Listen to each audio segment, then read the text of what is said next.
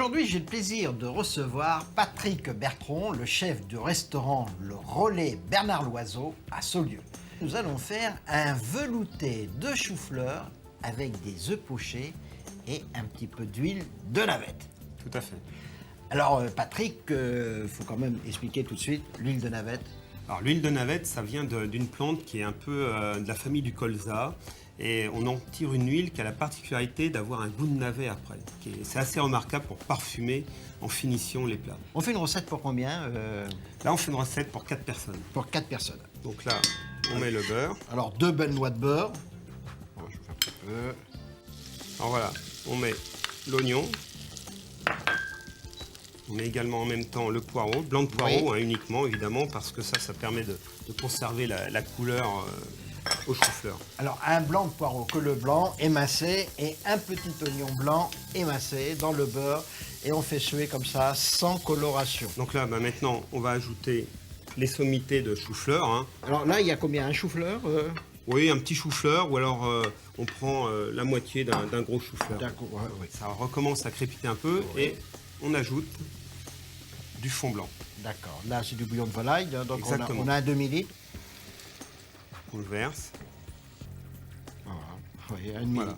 En fin de compte, s'il y a plus de chou-fleur chez vous, bien sûr, si le chou-fleur est plus gros, à ce moment-là, vous prenez un récipient, vous voyez, d'une bonne taille, hein, et vous couvrez à hauteur. 40 minutes après, quand le chou-fleur est cuit, on verse tout dans le bol du mixeur, puis on mixe, c'est tout. Et on mixe, oui. Ouais. Donc là, on va bien le mixer. Et là, Voilà. on rajoute... 1 décilitre 5 de crème. Ça va permettre de juste un tout petit peu l'enrichir. Voilà. Donc, on va le remettre au chaud. Oui.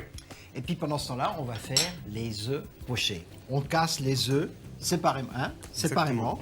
De l'eau à frémissement. Il y a environ 2 litres d'eau, vous voyez, pour faire simplement 4 œufs.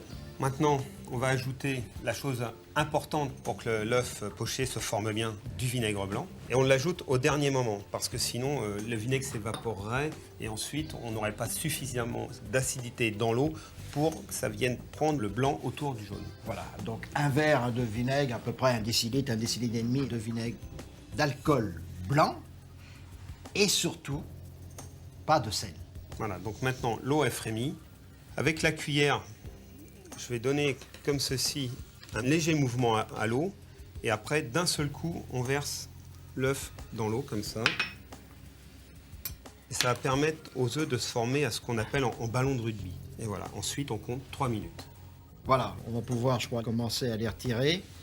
Et là, en plus, On enlève le surplus du blanc. Hein, l'avantage de la cuillère, c'est qu'elle est arrondie et elle accompagne parfaitement la forme de l'œuf. Voilà, on va réchauffer un tout petit peu le velouté et il n'y a plus qu'à dresser. On a réparti donc ce velouté de chou-fleur et on a déposé au milieu, dans l'assiette, vous voyez, l'œuf poché qui est chaud. La petite finition, donc de l'huile de navette, on va en prendre un tout petit peu comme ça. On va la répartir juste Voilà, un petit filet comme ça autour. un petit filet, oui. Tout petit peu de ciboulette qu'on a ciselé finement.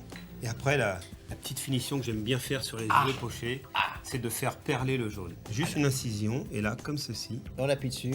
on fait perler. Regarde. Alors, juste une petite incision, c'est quand même beau, non? Et on a envie d'en manger quand c'est comme ça. Hein. Ça change tout. Ah bah, Regardez, tout.